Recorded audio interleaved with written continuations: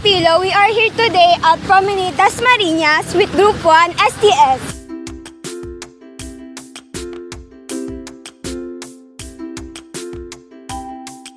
So for today's video, we're going to do some interview to other people to know what their own perspective about the technology ngayon. So, let's go!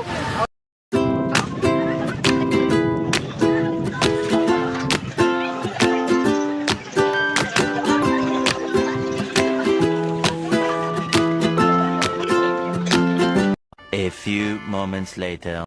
Ano pong name nyo? Full name po ba? Kahit hindi po. Yana po. Yan na. Okay. Anong grade na po kayo? 11 po. Okay. Senior high. So, since uso po ngayon yung mga technology sa mga kabataan, ano pong masasabi nyo sa technology ngayon? Yung technology po ngayon, it's far more advanced than yung mga sinaunang technology and mas nagiging accessible at helpful siya sa lahat ng tao, hindi lang sa mga kabataan. Okay po. So, do you mean na mas nakakatulong yung technology natin ngayon? Yes. Sige po. Thank you po.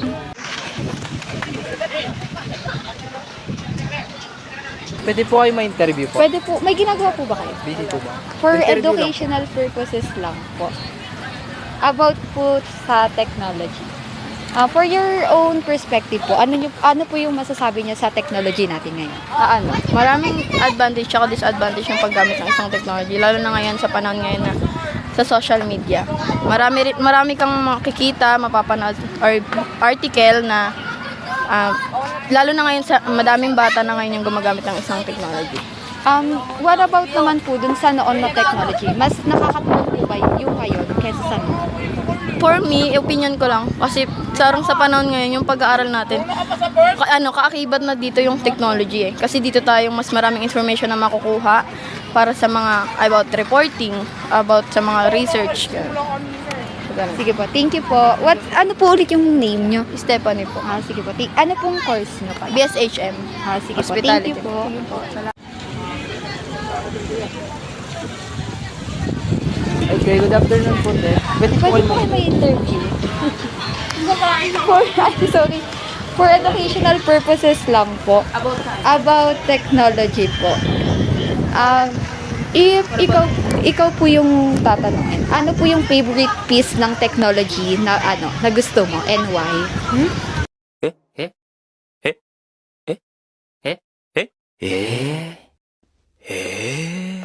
Ano yung favorite piece ng technology na nagawa ngayon and why?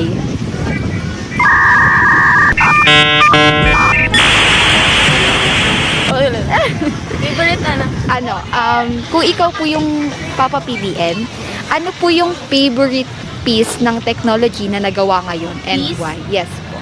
piece like Like halimbawa some laptop, ganon, cellphones, and computers, like yung new technology unlike before na kasi dati di ba yung technology natin is sobrang hirap kasi hindi siya advanced. So ngayon mas pina-advance. So ano yung favorite piece mo sa mga nagawang technology? I think smartphones. And why? Why? Kasi I think it is more parang mas madali siyang gamitin. Di gaya ng mga dating phones na like alam mo yun, ang hirap sumagap ng signals or something like that. And yeah, it is more convenient than the other parang yung smartphones kasi ngayon, parang all-in na siya, kumbaga. So, yeah. So smartphones na po. Wala na po idadagdag. Kung may idadagdag man ako, I guess, in terms of transportation naman tayo, siguro, siguro yung mga MRT, Yes. yung mga train, something like that. Kasi, parang, it made the people parang mas madali para sa kanila na pumunta ng iba't ibang places because of that. So, yun lang. So, thank you po. So, ano po yung name nyo ulit? Kahit not full name. Shirlene. Sherdine. So, ano pong grade niyo na? I'm first year college from National University Dasmariñas, taking up PS Accountancy po. Ah, sige po. Thank you po ulit. Thank you. Hello po, good afternoon. Pwede po kayo ma-interview? Ano yun? About educational purposes lang po. About technology lang po. Anong interview? Ano? Yeah, Ba't ako? Hindi, for educational purposes lang naman po to. Kasi about po siya sa mga technology ngayon and noon.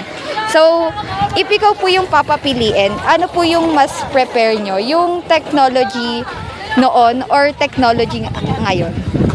Mas pipiliin ko yung technology ngayon. Kasi yung technology ginawa yan para mas mapabilis yung ating mga gawain. So kung pipiliin natin yung technology noon, so mabagal pa rin yung yung innovation natin ngayon.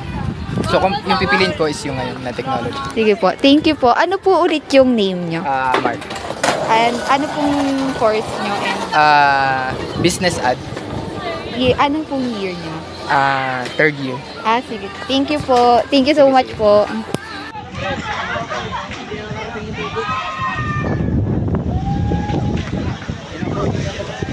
Hello po, good afternoon. Pwede po kayong ma-interview.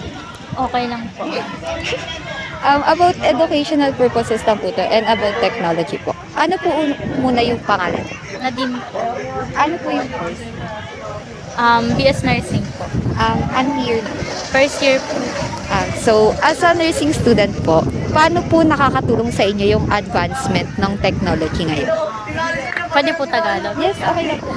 Nakakatulong po sa akin yung technology bilang student, yes.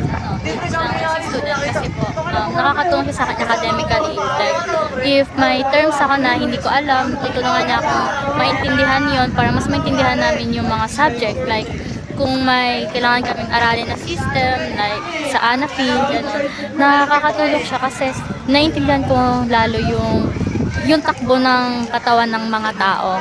And like, as sa sarili naman, bilang student pa rin, kasi may mga time na nahihirapan ako mag-study, so may mga nalalaman ako na techniques kung paano mag-aral ng mabuti. So nakakatulong siya sa akin para makapag-focus ako sa studies ko. And yun lang po. Sige, thank you po. Kapatid niyo po ba si Karate? Yes po. Parang hindi po halata. Ang ganda po kasi ng sagot niyo. Thank you po. So, hi mga kapilo. So, now we're going home na kasi anong oras na din and since may mga na-interview naman na tayo na mga students from NU, CVSU, and also from LaSalle. So, I think na ipagpapatuloy namin yung pag-i-interview somewhere in Manila kasi pupunta din kami sa isang museum which is all about anthropology. So, see you there!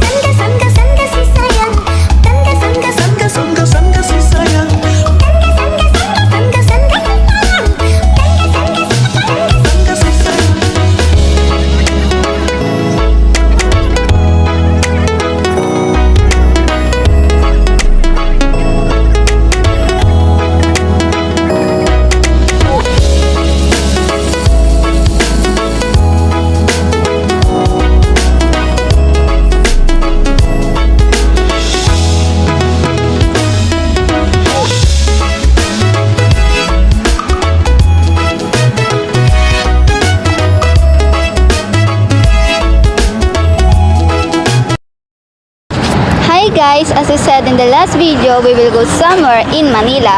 So here we are now to the National Museum of Anthropology. Let's take a break muna sa technology at explore ang past na isa sa mga nag-shape sa society nating mga Filipino ngayon. Tara na!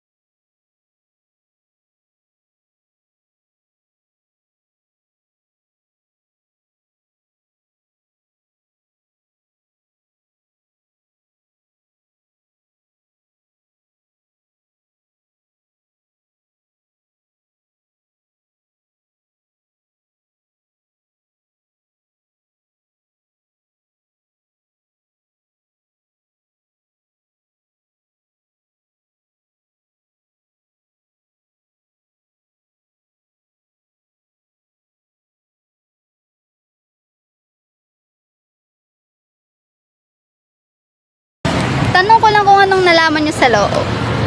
Marami akong nakitang mga medicinal plant, ganun. Tapos yung mga kagamitan nila ng unang tao, noong unang panahon. Yun lang. Ikaw? Yun lang po, yung mga fossil nila sa loob, yung mga discoveries nila, tsaka yung mga invento nila dati, yun lang po. Yun lang? Ikaw naman? Mga sinaunang kagamitan, mga pandigma, panghuli ng hayop, isda, yun lang. Ikaw, may masasabihin ka ba? Makikita natin sa loob na talagang pinag-aaralan nila yung pamumuhay ng mga sinaunang tao dati. Ano? Makikita natin din yung kung paano nila pinag-aralan yung pamumuhay ng mga sinaunang tao dati. Kasi yung word na anthropology means study of human.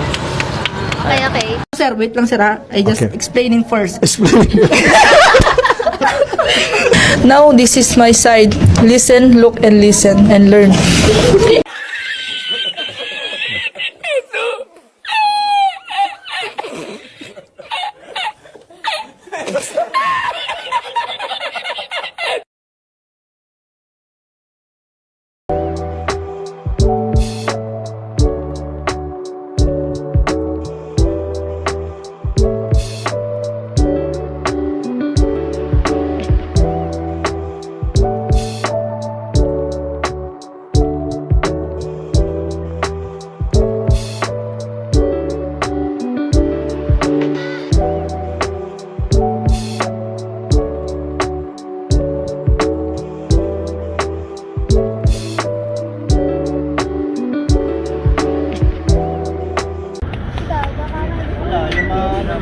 Shoutout po kay Mama.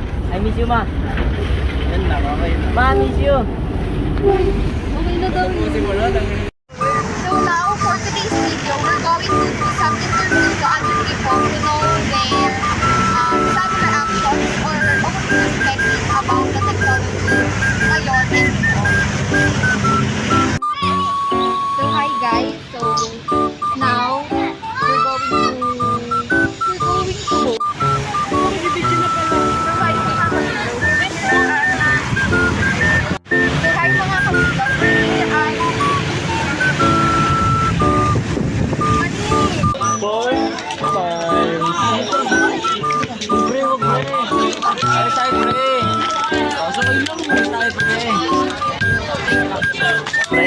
Pre, ganun pala gusto niyo eh.